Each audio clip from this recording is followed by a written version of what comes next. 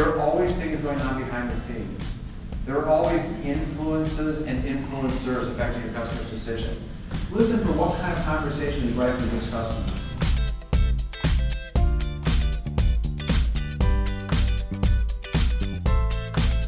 We're using the month of November for our awareness campaign to recognize those people that are heroes to our kids who've had a loss. And so that obviously includes anybody connected with the funeral profession, those funeral directors and all the people that are involved.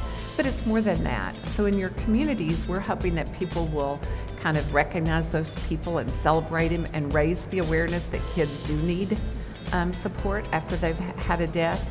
Statistics say that 1 in 14 kids will experience the death of a parent or a sibling before they reach 18. Wow. So in every classroom, there's 2 kids who's had a loss of a parent or a sibling. Right. We need to support them.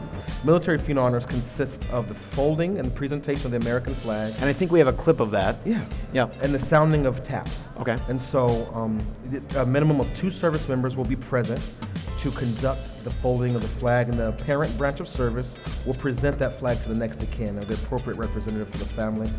I know it's your part to honor fallen soldiers, comrades in arms, but it means a lot to us to have you help with that as well and help us provide for the family. So Thank you for that. Yeah.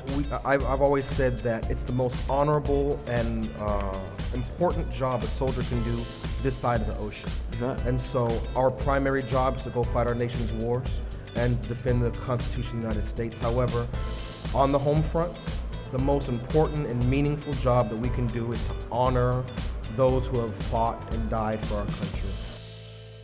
It's my pleasure to welcome all of you to the NFDA Service of Remembrance.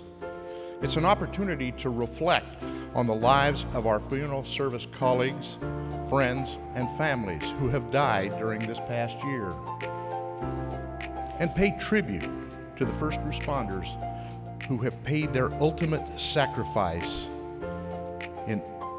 to their communities. Welcome to Chicago. We're glad you're here. Apologize for a little inconvenience we may have caused yesterday.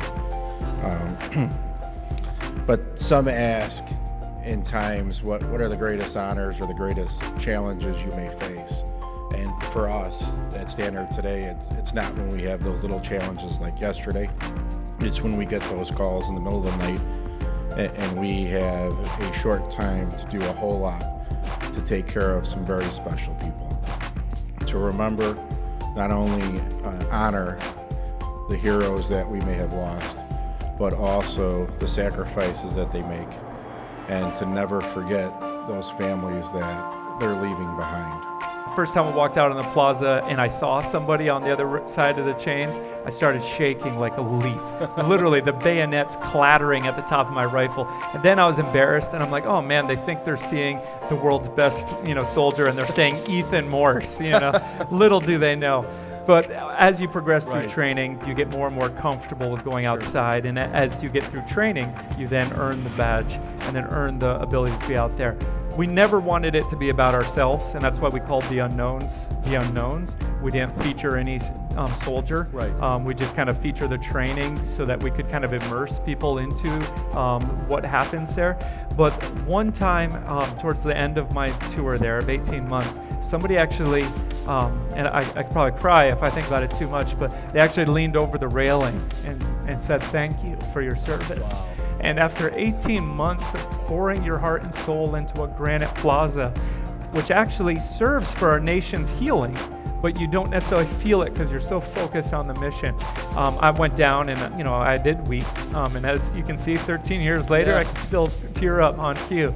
So very powerful to be there, and it's such an honor to be here sharing my story with NFDA. And well, yourself. we appreciate it, and let me tell you, thank you for your service.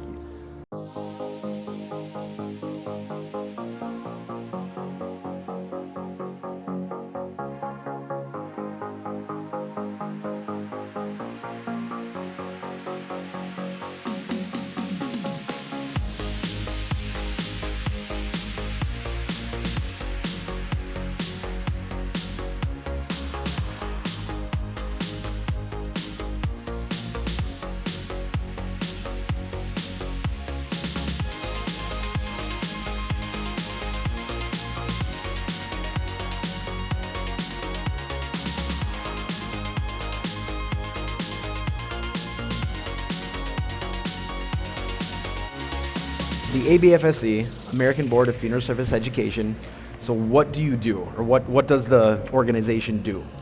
Well, our responsibility and our purpose in our corporate charter is accreditation of the programs and institutions in the United States that teach funeral service or mortuary science. The issue becomes, what is accreditation, because so many people really don't understand. And to a certain extent, you might make some comparisons to licensure, but accreditation is really focusing on quality improvement of the institutions and of the program. So it's not like accreditation is there to ding the school for not keeping up with a particular standard or a particular statute like a license would, but to say, okay, here's the standards, we want you to meet all these standards and find ways to do it better. Now, I understand that you received a grant working together from the Funeral Service Foundation. Tell me about that work together. We did receive a wonderful grant from the Funeral Service Foundation to provide resources for funeral directors on doing services for a child. It's a pretty unique situation to do a service for a child. Difficult for the family, for the funeral service provider, for everybody who's involved with that. So we're hopeful to be able to provide some resources and some help for the funeral professionals in dealing with that situation. Natural organic reduction is the contained, accelerated conversion of human remains to soil. Mm-hmm. It's based on the principles of composting, which, if you know, are about creating the right ratio of materials, carbon and nitrogen materials, and a lot of oxygen to let nature break down all that beautiful organic material. Sure. And Recompose has designed a vessel system. So all of this happens inside of what we call a vessel. Mm-hmm. And the body is laid into that vessel on a bed of wood chips, alfalfa, and straw, and covered with more of the same. Okay. Over the next 30 days, we provide oxygen to the environment inside that vessel, and basically nature does the rest.